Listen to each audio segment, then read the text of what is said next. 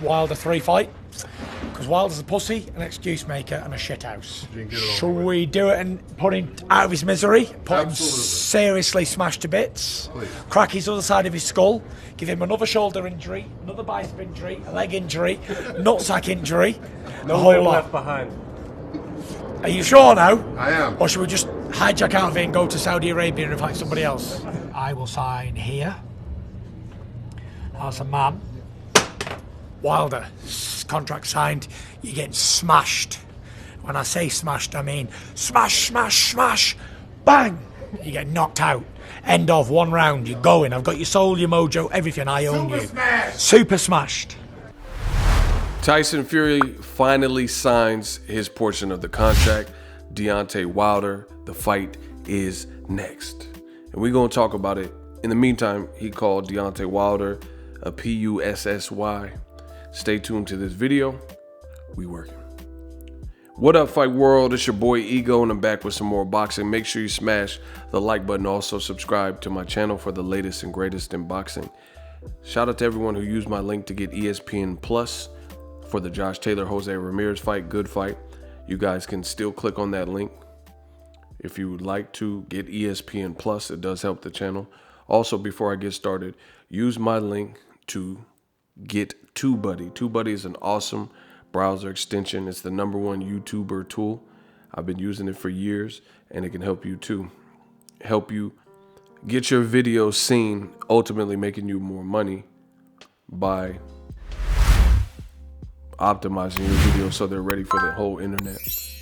Click on TUBEBUDDY, sign up today. Now, on the Jose Ramirez, Josh Taylor undisputed. Josh Taylor won the fight. Congrats to him.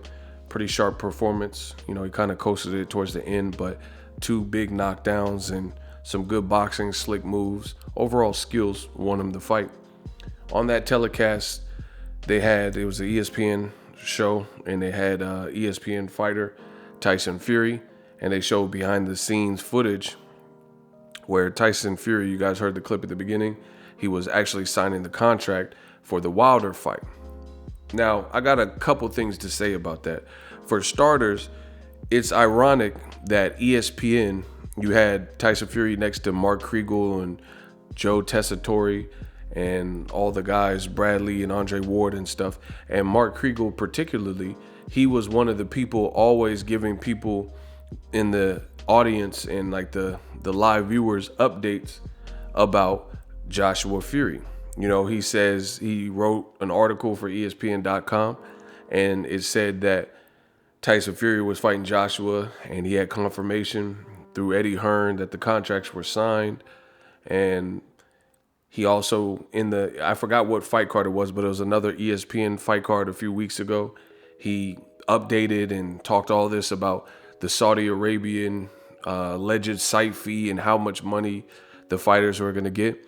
And then now, all of a sudden, after ESPN used their platform, both online website, in the middle of live shows, advocating for a fight that is defunct and not happening, Joshua versus Fury, they switch gears and Wilder wins his arbitration, and now it's revealed Tyson Fury is fighting Deontay Wilder next, and he has to fight Wilder next.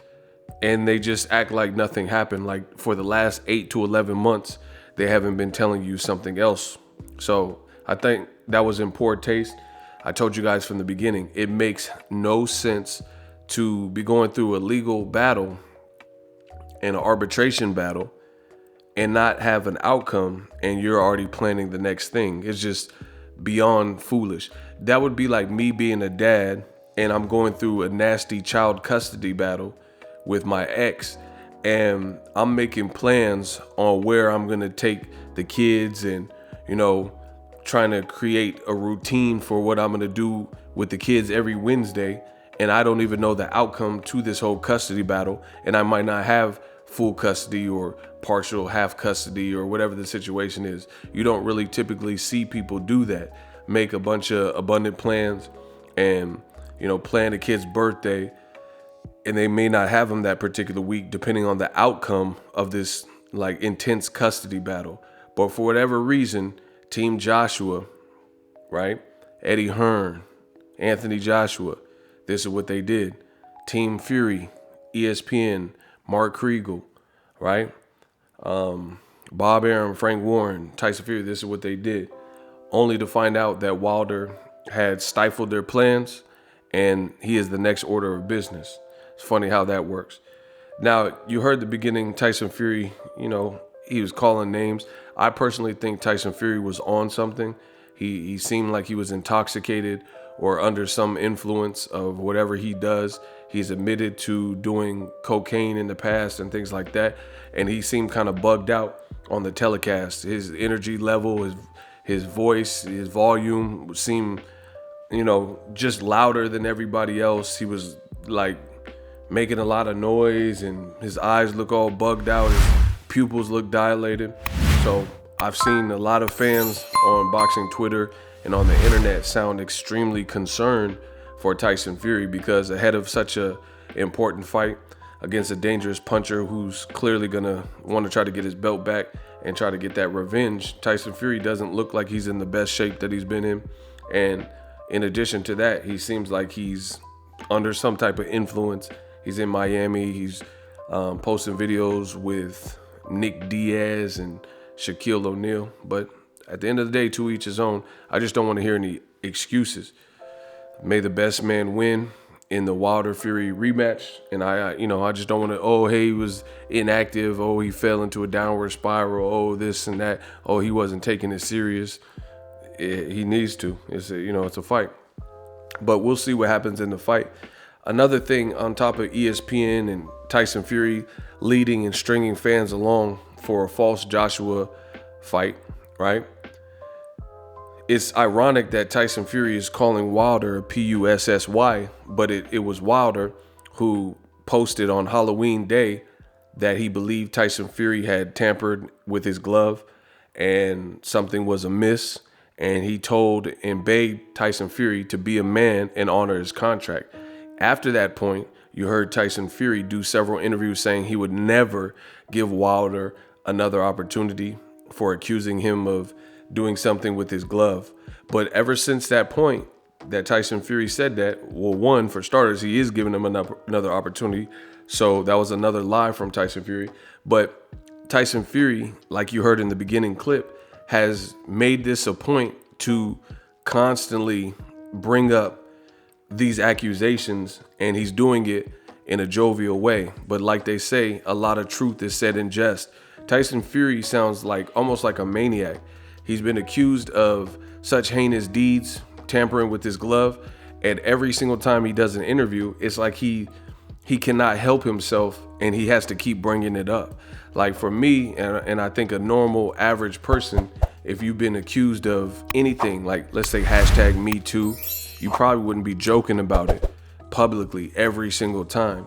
You know, Tyson Fury being accused of Glovegate 1 and 2, the reasonable thing, and I think more of a reasonable person, you know, who's not off the Richter like Tyson Fury, they probably wouldn't constantly say, oh, I'm gonna crack his skull, I'm gonna dent his skull, I'm gonna dent his head. He said I gave him a dent, I'm gonna dent the other side, I'm gonna crack his head wide open. You know, I'm gonna hit him with brass knuckles. You usually don't see that, but for whatever reason, old media likes this and they enjoy this energy. The WBC, I have not heard one piece of information condemning Tyson Fury for being accused of cheating or tampering with his glove by Wilder's brother, by Wilder, by myself, by other fans. People seen the gloves, people seen the pictures.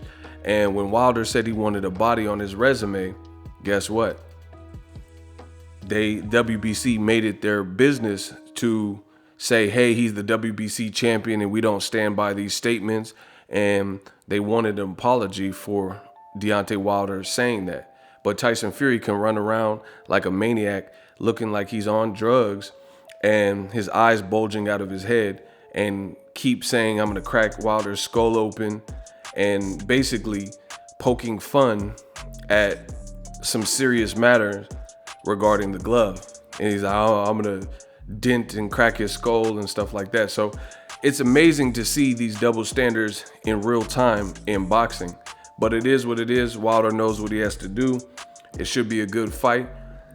I also don't understand how Tyson Fury is calling anybody names and calling Wilder a PUSSY, but it took for a judge, a retired judge overseeing the case, to force Tyson Fury and his team to stay put and honor the contract. So I don't really see how you can call a man scary or PUSSY if that's the case when you try to run not once, but twice from an immediate rematch. Let me know what you guys think. Drop your thoughts in the comment section. Judgment Day is upon us. Make sure you click that link. Get TUBEBUDDY. As always, hate, comment, and subscribe. Till next video is Ego, signing on. Are you tired of your YouTube videos not getting any views? Well, consider TUBEBUDDY.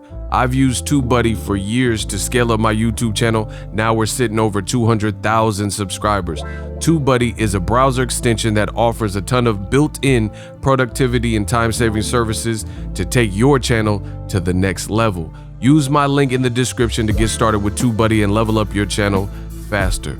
We working.